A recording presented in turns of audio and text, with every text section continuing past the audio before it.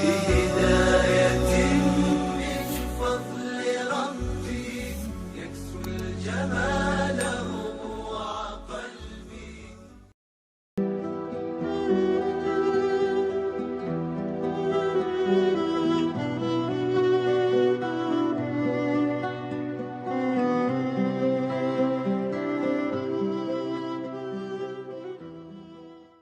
Yamsaskallahu bidurrim fala kashifa lahu iyyahu.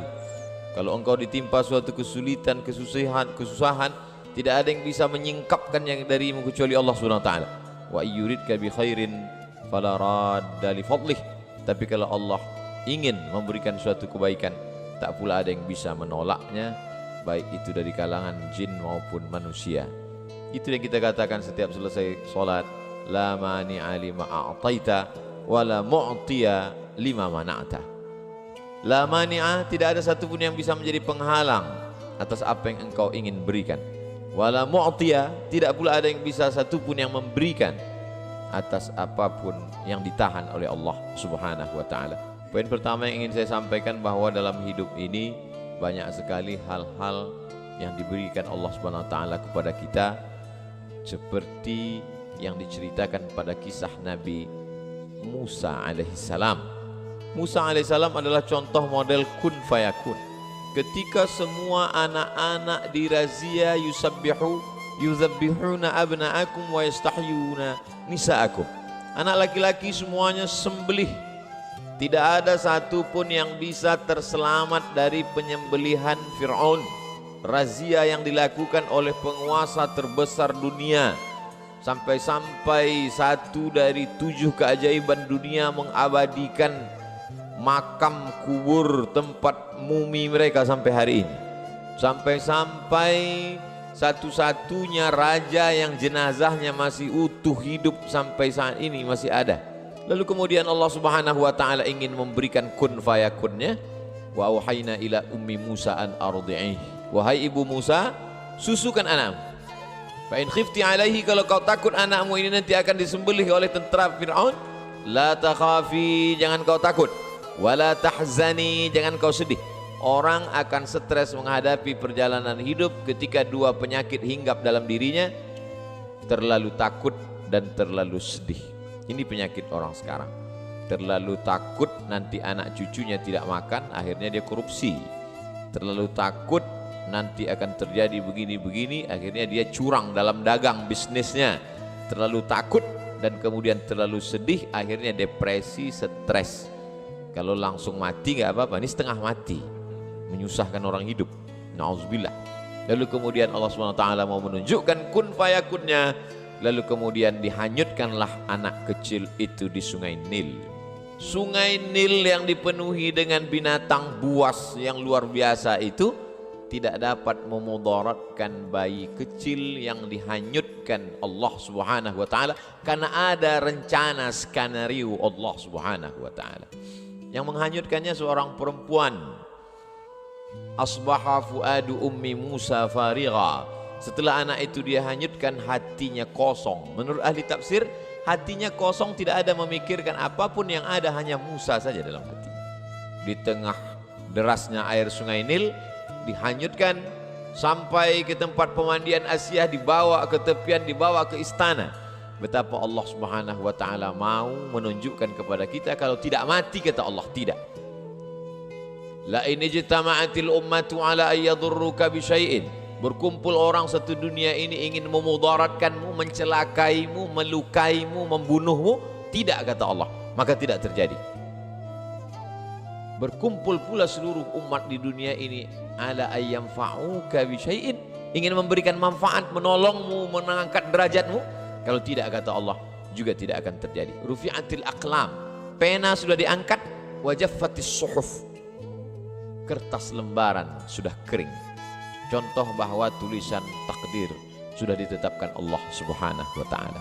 Tapi saya tidak ingin gara-gara kultum subuh ini lalu semua anak-anak muda keluar dari masjid dengan keadaan lemah, lesu, letoy, lunglai, loyo.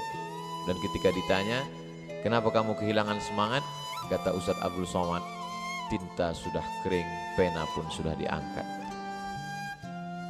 Saya ingin mengatakan bahwa kita hari ini terlalu bertumpu kepada usaha sehingga melupakan Allah Subhanahu wa ta'ala. Padahal dalam kisah nabi-nabi itu yang besar itu adalah kuasa dan kudrat Allah. Ketika Allah besar dalam hati kita, maka kita menganggap usaha kita ini kecil. Ketika kita merasa besar diri kita, maka Allah akan menjadi kecil. Itu yang dikatakan oleh Qarun, innama utituhu ala ilmin indi. Ini semua karena ilmuku, karena etos kerjaku, karena kemampuanku, karena manajemenku. Akhirnya tenggelam di dalam danau yang disebut dengan Danau Qarun. Untuk cerita lengkapnya tanya imam kita tentang Danau Qarun. Saking hebatnya Qarun, kalau ada orang Jombang yang menggali tanah ketemu periuk terbuat dari emas, spontan dia akan berkata ini adalah harta Qarun. Padahal tenggelamnya di Mesir bisa periuknya sampai ke Jombang. Begitulah hebatnya. Tapi walaupun begitu hebatnya, belum pernah saya sepanjang ceramah ketemu jamaah kenalkan Pak Ustadz, nama saya Qarun. Belum. Allah Subhanahu wa ta'ala banyak bercerita tentang kun fayakunnya. Kalau dulu ada air yang bisa menyelamatkan anak kecil dari razia Fir'aun, dari tenggelamnya di laut Sungai Nil, lalu kemudian air yang lemah lembut itu bisa menenggelamkan Fir'aun. Air yang sama. Air yang sama yang dulu menyelamatkan bayi yang dihanyutkan ibunya ketika tidak ada satupun yang bisa melindunginya. Air yang sama menenggelamkan Fir'aun. Allah ingin menunjukkan kun fayakunnya. Air itu juga, padahal airnya sama. Betapa dalam kehidupan ini kita ingin meminta air yang lain. Padahal sebetulnya kalau Allah mau, Allah merubahnya dengan kuasanya. Innama amruhu idza arada syai'an ayaqula lahu kun fayakun. Walillahil asmaul husna. Allah punya nama yang bagus-bagus. Fad'uhu biha. Panggillah dia, serulah dia, mohonlah kepada dia. Saya kalau dalam berdoa tetap saya sebut itu, ya Rahman, ya Rahim, ya Dzal Jalali wal Ikram, ya Fa'alul lima yurid. Ya man qada amran innama yaqulu lahu kun fayakun. Ya man quwwatuhu bainal kafi wan nun. Wahai engkau yang kuasanya, yang kudrat iradatnya antara kaf dan nun, kekuasaan engkau ya Allah. Maka begitulah Allah mengajarkan kita. Kalau kita bersandar kepada diri kita, ketika diri kita ini lemah maka hancurlah, tumbanglah. Tapi kalau kita bersandar pada kuasa Allah, saat tangan kita angkat dan mulut berkata Allahu Akbar, di situ ada kekuatan yang besar, yang luar biasa. Ketika semua manusia mengatakan dia akan mati, dia akan tenggelam, dia akan disembelih, dia akan tertelan air, tapi tidak, kata Allah. Ketika semua mengatakan dia akan selamat, bala tentaranya banyak, dia adalah Fir'aun, dia akan selamat melewati Laut Merah, tapi kata Allah tidak, maka dia tenggelam. Dan itu diabadikan. Al-yauma, hari ini, nunajjika, kami selamatkan engkau, bibadanika, dengan badanmu. Ini ayat pernah dikritik orang liberal. Kata dia, kalau dikatakan bahwa Fir'aun itu diselamatkan jasadnya, maka seluruh mumi itu juga jasadnya selamat. Seluruh mumi ketika digali gunung batu-batu besar, itu jasadnya selamat. Lalu apa keistimewaan Fir'aun? Dari mana orang bisa membedakan ini Fir'aun yang mengejar Musa dengan ini Fir'aun yang dijadikan raja-raja mumi itu? Mana perbedaannya? Ternyata Allah ingin menunjukkan ketika ada seorang pakar mumi diperiksa, ternyata di dalam paru-paru satu mumi ini ditemukan garam. Garam tidak akan mungkin bisa masuk ke paru-paru kita, karena paru-paru itu hanya dipakai untuk bernafas. Makanya kalau ada orang minum sambil ngobrol dan mungkin masuk setetes dalam paru-parunya, dia akan tersedak dan bersih, dia akan terbatuk. Kenapa begitu? Karena paru-paru mesti bersih, tidak ada unsur apapun. Lalu kenapa satu mumi ini ketika diperiksa paru-parunya ada garam? Karena inilah orang yang garam masuk ke dalam paru-parunya. Kapan itu? Adrakahul gharaqu. ketika dia tenggelam di Laut Merah dan masuk garam itu ke dalam paru-parunya. Tidak ada yang paling sakit daripada sakitnya masuknya air garam ke dalam paru-paru. Sakit yang luar biasa. Kematian itu sakit, tapi cara kematian yang menyakitkan diberikan Allah pada orang-orang yang luar biasa. Ada yang matinya hanya dengan nyamuk yang masuk ke dalam lubang hidung lalu menjalar ke atas menggigit otaknya. Ketika dia ambil martil, dia pukulkan ke kepalanya, dihantukkan ke dindingnya, mati 400 tahun. Namrus, cara-cara mati yang luar biasa, yang mengerikan. Maka ketika saya ceramahkan tentang nyamuk masuk ke otak, segera orang pulang beli anti nyamuk, takut masuk nyamuk ke otak. Padahal itu sebenarnya cara Allah. Allah ingin tunjukkan innama amruhu idza arada syai'an ayyaqula lahu kun fayakun. Allah Subhanahu wa taala dari mulai cara menyelamatkan orang, dari mulai cara mematikan orang, dari cara mulai mengabadikan orang dengan yang istimewa, yang luar biasa. Kenapa?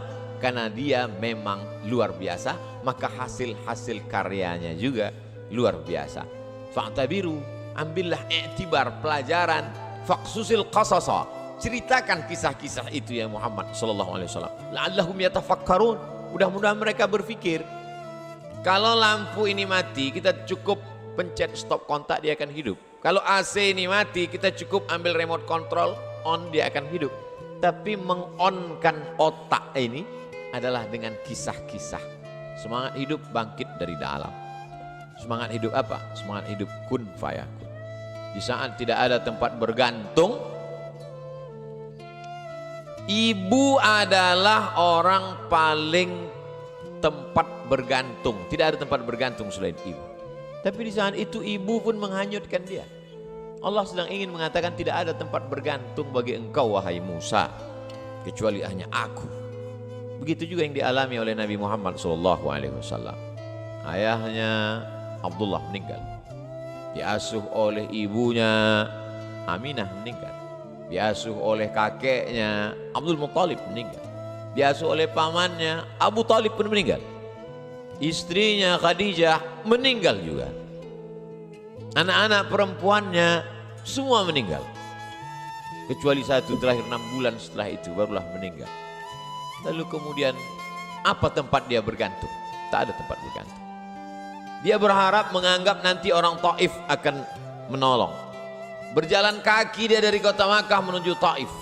Karena kalau dia naik onta, naik keledai, naik kuda, nanti dianggap dia akan pergi jauh, dia akan dibunuh. Dia jalan kaki 100 km sampai ke Taif. Orang Taif tidak menyambut dia dengan tala'al badru alaina. Orang Taif tidak menyambut dia pakai banner, baleho dan umbul-umbul. Mereka sambut dia dengan lemparan batu. Akhirnya dia mengadu ke balik bukit dan berkata, Ilahi, ilaika ashku dha'fa quwwati. Kepada engkau aku mengadukan kelemahanku wa qillata hilati. Ketidakberdayaanku wa hawani. Kehinaanku di tengah manusia. Anta rabbul mustad'afin. Engkaulah tempat aku berlindung ya Allah.